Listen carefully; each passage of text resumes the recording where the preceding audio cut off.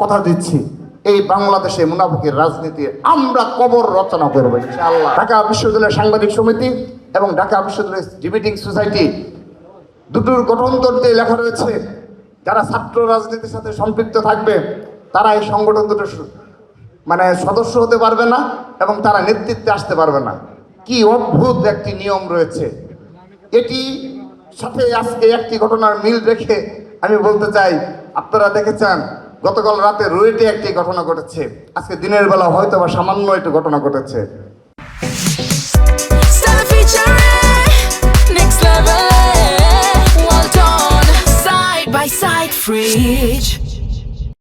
সেই যে আমাদের অভিযোগ যে যেখানে বাংলাদেশের সকল শিক্ষা প্রতিষ্ঠানের মাঝে মাত্র 3 থেকে 4টা শিক্ষা প্রতিষ্ঠান আছে যেখানে একদম শতভাগ গুপ্ত পলিটিক্স সুন্দরভাবে নিয়ন্ত্রিত, সেগুলো অনেকে ব্যাখ্যা করে বুঝিয়েছে, আমি আর সেদিকে যাচ্ছি না। তো সেই ক্যাম্পাসে আবার আওয়াজ ওঠে যে তারা ছাত্র রাজনীতি মুক্ত ক্যাম্পাস চায়।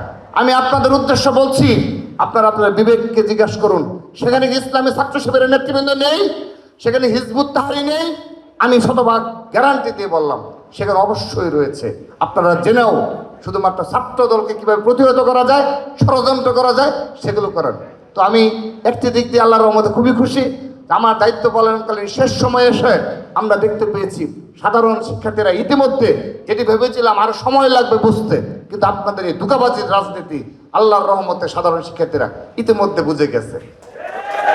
সেজন্য এই যে ডিবেটিং সোসাইটি এবং সাংবাদিক সমিতিতে যে একটি অলিখিত নিয়ম রয়েছে যে যারা ছাত্র রাজনীতির সাথে সম্পৃক্ত থাকবে তারা সদস্য হতে পারবে না, কিন্তু শিবিরের যারা রাজনীতির সাথে সম্পৃক্ত রয়েছে তারা সবাই এখানে সদস্য এবং শীর্ষ নেতৃত্বে যাচ্ছে, কারণ তাদের কমিটি গুপ্ত।